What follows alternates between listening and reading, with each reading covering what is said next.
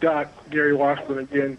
When you see this team and what it's accomplished, it's going so far this year, and the injuries you've dealt with and the guys who aren't here that should have been here, does it encourage you, make you want to do this again and hope that the circumstances next year will be different and kind of ramp up and, because your benches got Deemsma and Hollins and guys you just didn't plan on being here trying to help you in a big playoff game.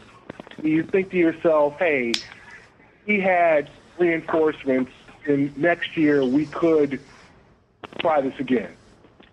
Well, I think that a while ago, but I don't let myself even go there right now, honestly, Gary. I'm so focused on beating Miami and figuring out a way of beating this team. They beat us last year, and we want to break through against them. All right, and so really that's my focus. I mean, obviously, when I'm sitting around wondering about different stuff, when I do get there, I always think that, yeah, sure. But like I said last night or before the game, it's you can never take anything for granted ever, and so we just have to stay focused on the now right now. Hey, Doc, it's Jacob Noah from the ProBasketballTalk.com. Last night we saw a little bit different LeBron James in the first half offensively, credited to how you guys play defense. What did you like that you did in the first half of last night's game defensively to prevent James from getting easy baskets and getting to the lane? Well, we changed our pick and roll coverage. We kept up someone in front of it at all times, and our help defense was terrific. I think moving Kevin off of Fannie and putting him on whoever they had at 5, Anthony, it didn't matter, allowed Kevin to be our help defender more involved in pick and roll. And I thought that really helped us.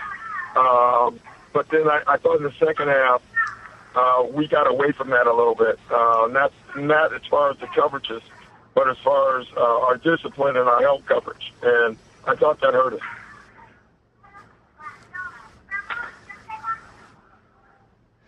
Hey, Doc, John Corrales. Hey, Doc, this is Paul Newberry with the Associated Press. I just want to ask you something totally off the subject here, but I didn't know if you saw that Jack Twyman passed away last night. I didn't know how much you were aware of, his contributions and particularly his relationship with Maurice Stokes going back a year is a story that probably a lot of people don't know about in today's game. Yeah, it's funny. I didn't know it, actually. Which is sad news, obviously. And I didn't know, he's been sick. It's amazing when you're involved in this, and I hope you understand that I pretty much don't read anything or watch much speak. So I know the story. Honestly, I don't know it as well as I probably should. Thank you. No, you're welcome. Doc. Hey, Doc. It's Paul Flannery, WEI. You got a lot out of Kevin in the first game offensively, and then it seemed like game 2 you went away from him. I know Rondo had it going. Do you need more from him? How did he give you enough? I know he's doing a lot defensively as well. Yeah, we didn't involve him enough. We got to involve him more than we did last night. We got to get him into the spots that we want to get into, especially versus their front. So, and that's one of the things I said after last night. His numbers look good, but we can do a better job of getting Kevin more involved offensively when he's on the floor.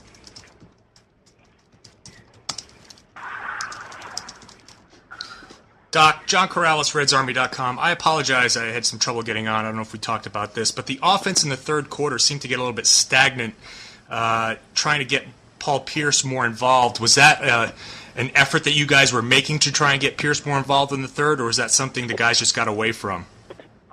Yeah, we got away from it. Really got away from what we were doing. Honestly, I thought the first half our offensive game plan was absolutely wonderful. I thought in the second half we went back to the first game, or the third quarter at least. We went back to the first game way of playing, ball stuck. Never got the ball to the other side of the floor, concentrated on the first option too much. And that happens in games, and I really struggled getting them out of that. By fourth quarter, we were back playing the right way, but we got to continue to do it. You're not going to beat Miami on the strong side.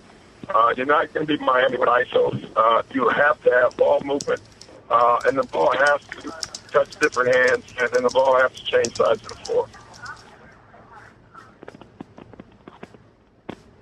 Doc, it's Kevin McNamara again in Providence. After seeing Miami twice, and this is a very different Miami team than he played, obviously, in the regular season without Bosh, what are they doing better than maybe you expected? Well, I think they trust each other better. I don't know if I didn't expect it, but they are doing that. They really trust their teammates. That's why Chalmers had the game he had. I think Chalmers is playing with far more confidence. They're running him in pick and rolls. Last year, even prior to this year, it was pretty easy. It was basically the ball was in LeBron's hands and Wade's hands, and they pretty much shot the ball. And now they're running stuff on both sides of the floor. More guys are involved, and it makes it more difficult to guard them.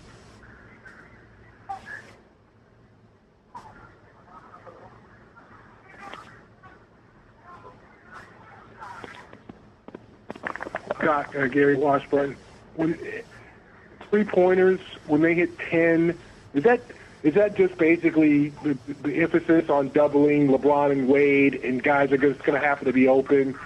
You have to do something differently to stop the open look. No, we don't have to do anything differently. But I would say 6 of them they probably should have had because of our rotations. But after that, no other ones. A lot of them, we were there, didn't make them put the ball on the floor. Our game plan is to make the guy behind the three put the ball on the floor. There were 5 or 6, probably 7 of them. They may have missed a couple, but we were there and we didn't do it. And that's what I mean by our defensive discipline slipped at times. And, to beat this team, that can't happen.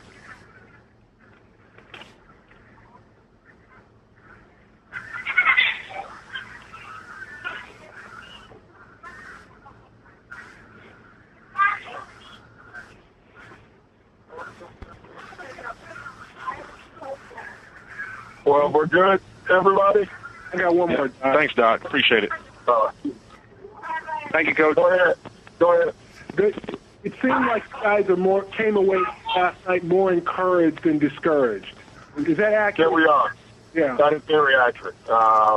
We still know we have to play better, but I think our guys know now that we can play. And I don't know if they did know it or not, but I think we knew it anyway. But after game 1, it was such a bad loss for us. I think we needed to have that type of game last night. Obviously, we would rather won it than far more proof.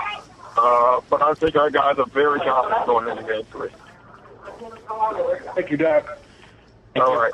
Thank you, Doc. Hey, guys, thanks. Appreciate it. Thank you, Doc. Thank you, Coach. Thank you.